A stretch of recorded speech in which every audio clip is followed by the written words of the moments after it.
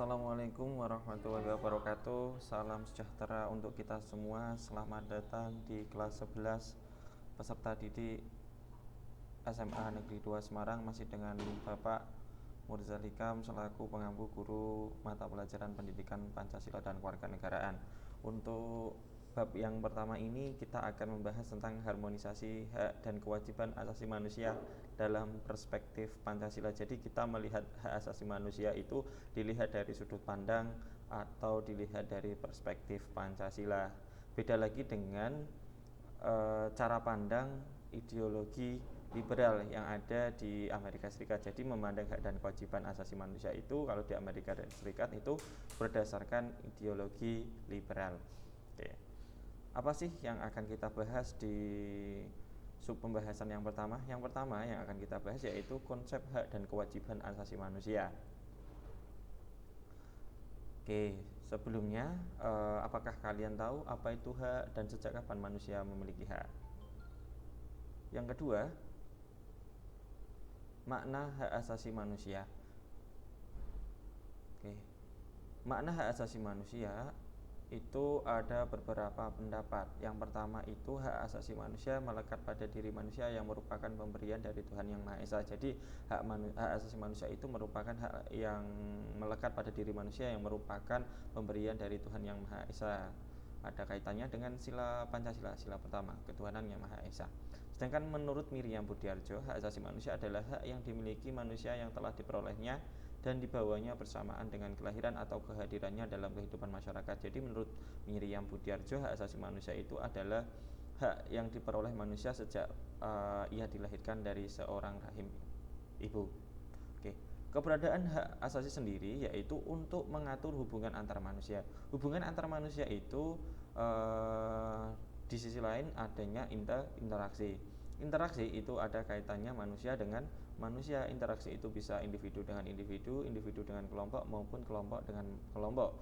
Kalau individu dengan hewan peliharaannya berarti itu namanya bukan interaksi. Sedangkan hak asasi manusia di Indonesia itu diatur dalam Undang-Undang Nomor 39 Tahun 1999 tentang hak asasi manusia.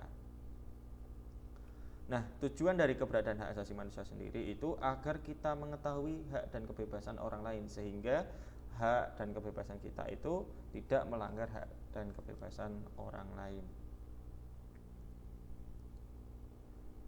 Selanjutnya, hak asasi manusia sendiri menurut Jane Matterson, salah satu anggota Komisi Hak Asasi Manusia Perserikatan Bangsa-Bangsa, HAM adalah hak yang melekat pada diri manusia dan tanpa hak tersebut manusia tidak bisa hidup sebagai manusia. Jadi menurut Jane Matterson, salah satu anggota Komisi Hak Asasi Manusia Perserikatan Bangsa-Bangsa, menyatakan bahwa hak itu kita dinamakan sebagai manusia karena kita memiliki hak atau hak asasi manusia. Selanjutnya, nah, hak asasi manusia yang bisa kita simpulkan dari pengertian tadi, yang pertama adalah hak asasi manusia merupakan hak alamiah yang melekat pada diri manusia sejak ia dilahirkan ke dunia.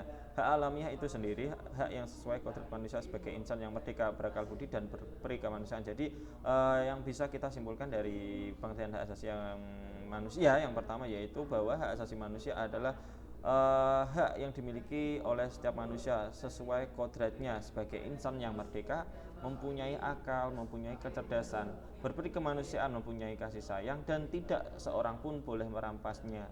Tidak seorang pun boleh merampasnya atau menghapusnya atau memilikinya, kecuali orang tersebut yang bersangkutan. Oke, kesimpulan yang kedua, hak asasi manusia merupakan instrumen atau alat untuk menjaga harkat dan martabat manusia sesuai dengan kodrat manusia yang luhur. Jadi kesimpulan yang kedua hak asasi manusia yaitu hak untuk menjaga harkat dan martabat agar tidak saling menjatuhkan, saling merendahkan. Sehingga kalau tidak saling merendahkan, semuanya menghargai harkat dan martabatnya masing-masing, maka kodrat manusia yang luhur akan diangkat dengan sendirinya. Oke. Ciri-ciri HAM yang pertama yaitu bersifat hakiki. Ciri HAM yang pertama adalah HAM adalah hak asasi semua umat manusia sejak ia dilahirkan. Jadi bersifat hakiki maksudnya adalah hak asasi manusia itu adalah seluruh umat yang ada di dunia ini, seluruh manusia yang ada di dunia ini pasti memiliki yang namanya hak asasi manusia, karena itu merupakan pemberian yang hak dari Tuhan yang Maha Kuasa. Yang kedua adalah bersifat universal, jadi hak asasi manusia itu berlaku untuk siapa saja, berlaku untuk umum tanpa membedakan suku, bangsa, gender atau perbedaan lainnya, tanpa membedakan punya jabatan atau tidak, kaya atau tidak, pintar atau kurang pintar, rajin atau kurang rajin. Semua manusia memiliki hak asasi manusia. Oke, yang ketiga itu adalah tidak dapat dicabut. HAM itu tidak bisa dicabut atau diberikan ke pihak lain. Jadi HAM itu sama sekali tidak bisa diberikan kepada orang lain. Yang bisa diberikan kepada orang lain yaitu hanyalah kewenangan dan kekuasaan. Contohnya adalah presiden memberikan kewenangan kepada menterinya untuk menjalankan sebagaimana mestinya seorang menteri. Nah, kalau kekuasaan contohnya adalah presiden, jabatan presiden itu hanya untuk 5 tahun. Satu kali jabatan itu 5 tahun, setelahnya bisa dipilih kembali. Nah, itu jadi HAM itu tidak dapat dicabut. Yang bisa dicabut atau diberikan ke pihak lain itu hanyalah kekuasaan atau kewenangan.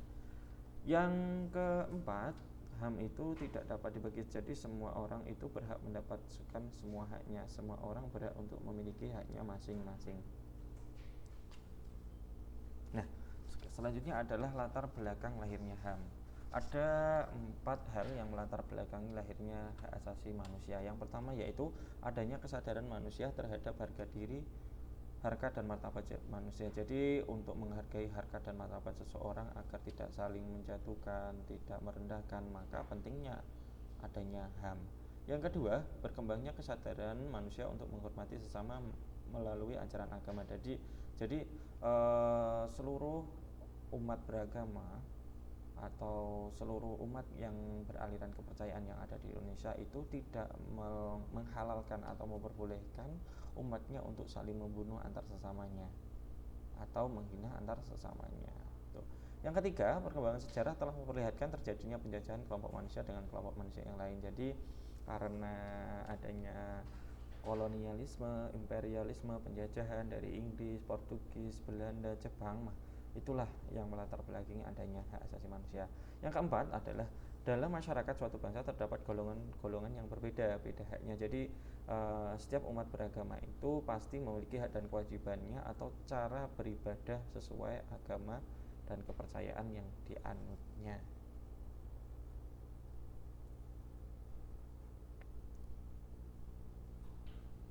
Selanjutnya adalah kewajiban manusia. Jadi kalau kita membicarakan tentang hak asasi manusia itu kita tidak boleh meninggalkan yang namanya sebuah kewajiban. Jadi seseorang kalau ditanya lebih penting mana atau lebih mendahulukan mana antara kewajiban dengan hak, yang pertama kita dahulukan adalah kewajiban. Contohnya adalah seorang karyawan yang bekerja di sebuah pabrik. Jadi kewajiban dari seorang karyawan yaitu adalah melakukan pekerjaan atau melaksanakan pekerjaan, sedangkan hak dari seorang karyawan yaitu menerima gaji setiap bulan.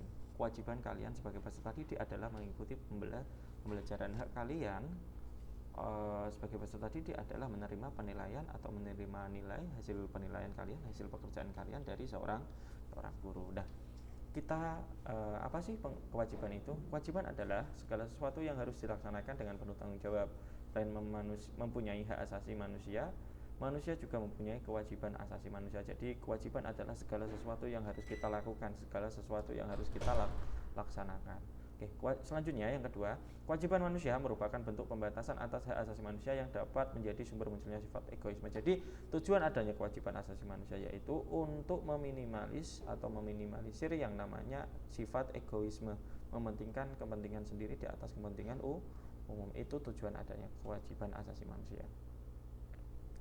Selanjutnya, kewajiban asasi manusia menurut Undang-Undang Nomor 39 Tahun 1999 tentang Hak Asasi Manusia, kewajiban dasar manusia adalah seperangkat kewajiban yang apabila tidak dilaksanakan tidak mungkin terlaksana dan tegaknya hak asasi manusia. Antara hak dan kewajiban asasi manusia mempunyai hubungan sebab akibat, serta hak dan kewajiban asasi manusia juga tidak dapat dipisahkan.